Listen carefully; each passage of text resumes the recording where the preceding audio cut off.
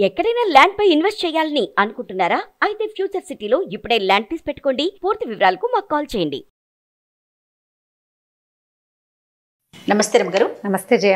పూజలు నోములు చేసుకున్నప్పుడు ఏకభుక్తం భూసైనం అని చెప్తూ ఉంటారు. మీరు కూడా చాలా సార్లు మీ నోట కూడా విన్నా. అయితే సంసారంలో ఉండేవాళ్ళు అది ఎంతవరకు పాటించగలుగుతారు? నిజంగా అలా పాటించాల్సిందేనా? అసలు ఈ మాట ఎందుకు వచ్చిందండి? ఈ బ్రహ్మచర్య నియమం అంటే ఒక పొద్దు అంటే ఎవరైనా చేయగలుగుతారు అనుకోండి. రాత్రిపూట ఉపవాసం అంటే ఇప్పుడు శనివారాలు అవి నియమం పెట్టుకుంటారు. పగలు మామూలుగా భోజనం చేస్తారు, రాత్రి ఒక పొద్దు ఉంటారు. సాధారణంగా ఉపవాసం అంటే భగవంతుని సమీపంలో ఉపవసించటం, భగవంతునికి సమీపంగా ఉండటం. అంటే అన్నం మానేసి టిఫిన్ తినటం ఒకటే కాదు. మనం ఏ రోజు ఉపవాసం ఉంటామో ఆ రోజు ఉదయం తల స్నానం చేయటం తప్పకుండా. భగవదర్చన ఏ దేవుడి కోసం మనం చేసుకుంటున్నామో ఆ దేవ సంబంధమైన పూజా విధానం ఏదో సలపటం, ఆ దేవ సంబంధమైన దేవాలయానికి వెళ్ళటం, ఆయన కోసం రాత్రి భోజనం మానేయటం. అంటే భగవద్ ధ్యానంలో ఉండవలసింది, అన్యధ్యాస ఉండకూడదు అని అంతర్లీనంగా ఉన్నది కదా, అండర్ కరెంట్ అదే. అంతే. ఇతరత్రా ధ్యాస అంటే ఆహారం శరీరానికి అవసరమైన ఒక విషయాన్ని మనం ఇవ్వనప్పుడు సౌఖ్యాన్ని కూడా ఇవ్వకూడదు. ఓహో. అందుకని ఈ చిన్నపిల్లల్ని, కొత్తగా పెళ్ళిళ్ళైన వాళ్ళని, వీళ్ళని అన్ని వారాలు ఎందుకు అంటారు, ఇన్నేసి వారాలు ఎందుకు పెట్టేసుకోవాలి అని. కార్తీక మాసంలో కార్తీక వ్రతస్థులు అని ప్రత్యేకంగా చెప్పబడింది. వ్రతం తీసుకునే వాళ్ళకి నెలంతా నియమం, లేని వాళ్ళకి ఎన్నిసార్లు కార్తీక పురాణంలో చెప్తారో జయ. కనీసం 4 సోమవారాలు, కనీసం 2 ఏకాదశులు, కనీసం పౌర్ణమి నాడు ఒక్కనాడైనా చెయ్యి, ఒక్కనాడైనా నువ్వు నియమం పెట్టుకో అని. నెలంతా నియమం పెట్టుకున్నారనుకుందాం. ఒక నెల మొత్తం నియమము అంటే నెల రోజులు ఇవన్నీ పాటించవలసిందే కదా. అవును అవును. మరి సంసారులకి అది కుదురుతుంది, కుదరదు. భగవత్ సంబంధమైన వ్యవహారాలతో పాటు మనం సంసారపు సంబంధమైన ఇందులో ఉన్నప్పుడు ఇక మనం చేయవలసిన కర్మలు ఆచరించవలసిందే కదా. భర్తలనో లేదా భార్యలనో ఇబ్బంది పెట్టకూడదు. వాళ్ళని డిస్సాటిస్ఫై చేసి నువ్వు పూజ చేసిన ఫలితం ఉండదని కూడా చెప్తున్నారు, అది చెప్తారు అందులో. మన జీవిత భాగస్వామిని డిస్సాటిస్ఫై చేయకూడదు. అందుకని కార్తీక వ్రతస్థులు ప్రత్యేకంగా ఇళ్లల్లో ఉండకుండా ఏదైనా ఊరెళ్ళి క్షేత్రానికి వెళ్ళి క్షేత్రంలో చేసే విధానాలు కూడా చెప్పబడ్డాయి. నెలంతా నియమం ఉంచుకునే వాళ్ళు సాధారణంగా పెద్దవాళ్ళు అయి ఉంటారు. సాధారణంగా సంసార జీవితం గడిపే చిన్నవాళ్ళకి అది చెప్పబడలా. ఈ బంధాలకు కొంచెం దూరంగా ఉన్నవాళ్ళు కొంత ఆ వయసు రీత్యా వాళ్ళు కొంచెం పలచబడుతుంది వ్యవహారాలన్నీ కూడా, అప్పుడు చేసుకోవచ్చు. ఇప్పుడు అయ్యప్ప స్వామి దీక్ష తీసుకుంటారు. అవునండి. మండల దీక్ష 40 రోజులు. అది ఖచ్చితమైన బ్రహ్మచర్య నియమం ఉంది కదా. అసలు ఇంట్లోనే ఉండకుండా దేవాలయంలోనో లేదా ఎక్కడైనా ఉండేది, 4 స్వాములు కలిసి ఒక చోటే వండుకుని తిని భగవద్ధ్యానంలో ఉండే విధానం కూడా ఉంది కదా. సాధారణ వ్రతాలకి అంత తీవ్రమైన ఇది చెప్పబడలేదు, కానీ అండర్ కరెంట్ ఇది తప్పకుండా. ఆంజనేయ స్వామి మాల వేసుకుంటారు, అమ్మవారి మాల వేసుకుంటారు. ఆ మాలలకి ప్రత్యేక నియమము అని రాయబడి ఉంటుంది దానికి. ఇప్పుడు ఒక దేవాలయంలో అమ్మవారి మాలలు ఇది వరకులో ఇప్పుడు వచ్చినాయి. భవానీ దీక్ష అంటే దానికి బ్రహ్మచర్యం అనేది నియమం. ఖచ్చితంగా గురువు గారు ఎవరి దగ్గర మాల వేసుకున్నారో వాళ్ళు చెప్తారు. మనం ఈ కార్తీక మాసం మార్గశిర మాసానికి మనం ఎక్కడికి వెళ్ళాం, మనమే ఏదో చదువుకుంటూ ఉంటాం. అవునవును. అలాంటప్పుడు మీరు నియమం పెట్టుకున్న రోజున బ్రహ్మచర్యం పాటించాలి. నెలంతా భార్యకి భర్తలు దూరంగా ఉండాలన్న మాట ఎక్కడా చెప్పబడలేదు. అందుకని 4 సోమవారాలు మనకి నియమించారు కదా.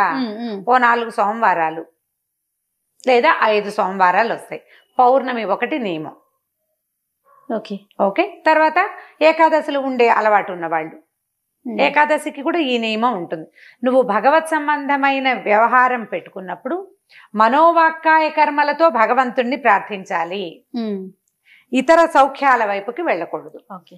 అయితే కొన్ని సంసారాల్లో చూస్తూ ఉంటాం రమ్మగారు, దంపతులు బ్రహ్మచర్యం పాటిస్తూ ఉంటారు. అంటే ఎలాంటి పండుగ ఉండదు, నోము ఉండదు, వ్రతము ఉండదు, ఏమీ లేకుండా కూడా బ్రహ్మచర్యం పాటిస్తూ ఉంటారు. అది మంచిదేనా? అది కరెక్టేనా? అంటే మరి వాళ్ళు ఏ విధానం బట్టి అది ఎందుకు పెట్టుకున్నారో కరెక్టేనా అంటే ఇంక వీరికి వివాహం ఎందుకు? వివాహం ఎందుకు చేసుకుంటారు జయ? ధర్మ ప్రజా సంపత్త్యర్థం అని ఒక వాక్యం ఉంటుంది వివాహ మంత్రాల్లో. అంటే ధర్మానికి సంబంధించి సంతానం కోసం వివాహం. అవును. సంతాన వృద్ధి కోసమే కదా. సంతానోత్పత్తి కోసమే. సంతానోత్పత్తితో పాటు సాధారణంగా మానవులకి దేహ సౌఖ్యం అవసరం. అది ఒకళ్ళని ఇద్దరు మనుషులు పెళ్లి చేసుకుంటే ఎక్కడెక్కడి వాళ్ళో ఒక చోట పెళ్లి పేరుతో కలుస్తారు కదా. మరి వీళ్ళిద్దరిని కలిపి ఉంచేందుకు కొంతకాలం సంసార సౌఖ్యం అవసరం, తర్వాత సంతాన సౌఖ్యం అవసరం. ఆ సంతానాన్ని పెంచడానికి వీళ్ళిద్దరూ కలిసి ఉంటారు. ఒకళ్ళ మీద ఒకళ్ళకి ఆపేక్ష ఉంటే సాధారణ సంసార జీవితంలోనే ఉంటారు.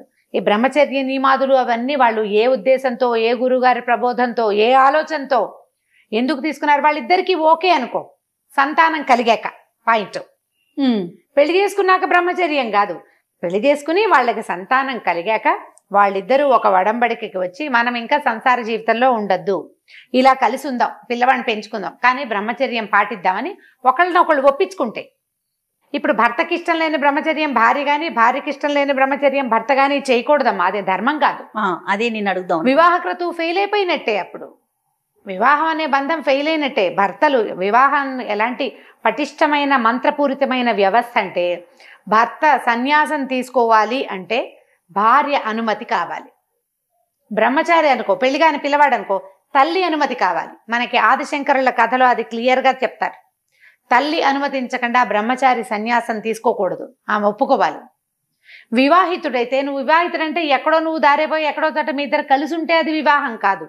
మంత్రపూతమైన వివాహం గనక మీరు చేసుకుని అగ్నిసాక్షిగా భార్యను వివాహం చేసుకుంటే ఆమె ఒప్పుకోని బ్రహ్మచర్యం కానీ, ఆమె ఒప్పుకోని సన్యాసం కానీ కుదరవు. అలా చెయ్యకూడదు, ధర్మం ఒప్పుకోవద్దు దానికి. నా ఇష్టం అంటే నీ ఇష్టమే, ఇక నీకు పెళ్ళెందుకు, పేరెంటం ఎందుకు, డబ్బు దండగా, నీ ఇష్టం అనడానికి వీల్లేదు. మనం ఒక పెళ్లి చేసుకునేదే ధర్మ ప్రజా సంపత్త్యర్థం అనేది ఉంటుంది. మన సంతానాన్ని ఉత్పత్తి చేసుకోవడం కోసం, మన సంసారాన్ని ముందుకు తీసుకెళ్ళటం కోసం, వంశానుక్రమణిక ముందుకు పెంచడం కోసం, వంశపు వరస పెరగాలి ముందుకి. మన శాస్త్రాల ప్రకారం ఇది తప్పు అని చెప్పడం జరిగిందా రమ్మగారు? తప్పు, బ్రహ్మచర్యం పనికిరాదు, ఆమె ఒప్పుకోవాలి. ఇప్పుడు ఈయన భవానీ మాల వేసుకోవడానికి కూడా భార్యలు ఒప్పుకోవాలి. జయ అయ్యప్ప మాల వేసుకోవాలి 40 రోజులు, ఈయన ఇలాంటి నియమం పాటించాలంటే భార్యకి ఇష్టం లేకుండా చేస్తే ఫలించదు. అది ఆమె ఒప్పుకోవాలి దానికి, అది నియమం. ఇప్పుడు మీరిద్దరు పార్ట్నర్స్ జయ, ఇద్దరు పార్ట్నర్స్ ఉన్నాం, నువ్వు 1,00,000 రూపాయలు ఎక్కడైనా పెట్టొస్తావు, నీ పార్ట్నర్ ఒప్పుకోవద్దు? డబ్బు దగ్గరే ఒప్పుకోవాలి కదా, జీవితం కాదు. ఆమె నిన్ను నమ్మి కదా ధర్మేచ అర్ధేచ మోక్షేచ కామేచ నాతిచరామి అని చెప్పావు నువ్వు పెళ్లిలో, ఈమెని అతిచరించి ప్రవర్తించను అని. నువ్వు ఇది కాకుండా ఇంకో వ్యవహారం చెయ్యాలన్నా ఆమె ఒప్పుకోవాలి. నువ్వు అసలు ఇది కాదు నేను ఏది చేయను అన్నా కూడా ఆమె ఒప్పుకోవాలి. ఒప్పుకోనిది ఫలించదు, ఇది ధర్మ సంబంధమైన వ్యవహారం అనుకో. ఇప్పుడు నీకేదో ఆమెతో పనికిరాదు, నీ దారి నువ్వు లేచకపోతావు, ఆమె దారిని ఆమె ఏదో జీవిస్తుంది, బోళ్ళని ఉన్నాయి అలాంటి వ్యవహారాలు. అవి వదిలేదు, అవి కాదు. ప్రత్యేకంగా బ్రహ్మచర్యం అనే నియమం కానీ సన్యాసాశ్రమం కానీ తీసుకోవాలంటే భార్య ఒప్పుకోవాలి, అనుమతి కావాల్సిందే. వివాహం అయ్యాక సంతానం కలగకుండా మేము బ్రహ్మచర్యం పాటిస్తాం, ఊరికే మేము ఇద్దరం కలిసి ఒకసారి వండు తింటాం అంటే దానికి పెళ్లి చేసుకోక్కర్లేదు. ఇప్పుడు చూస్తున్నాం కదా కొత్త కల్చర్, అది చాలు. పెళ్లి ఎందుకు? ఇప్పుడు నువ్వు కలిసి ఉండాల్సిన అవసరం ఏముంది?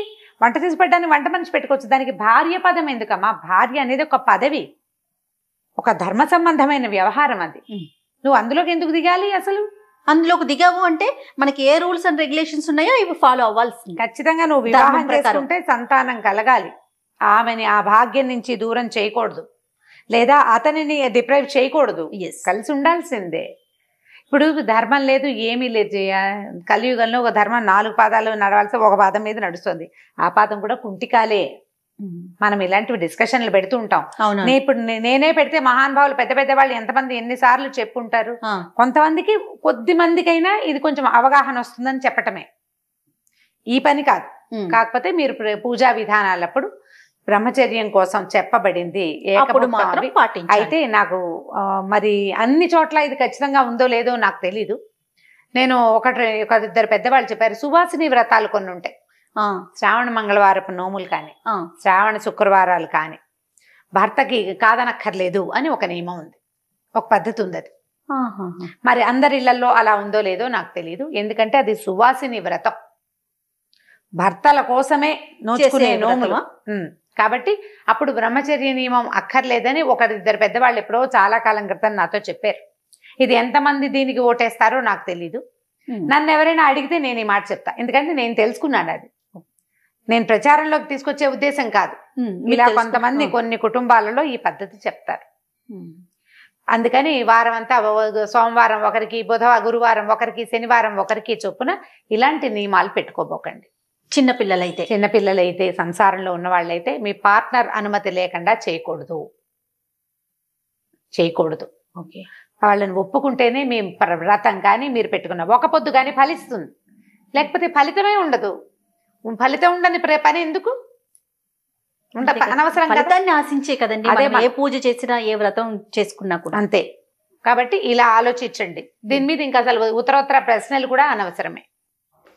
నమస్తే. Thank you.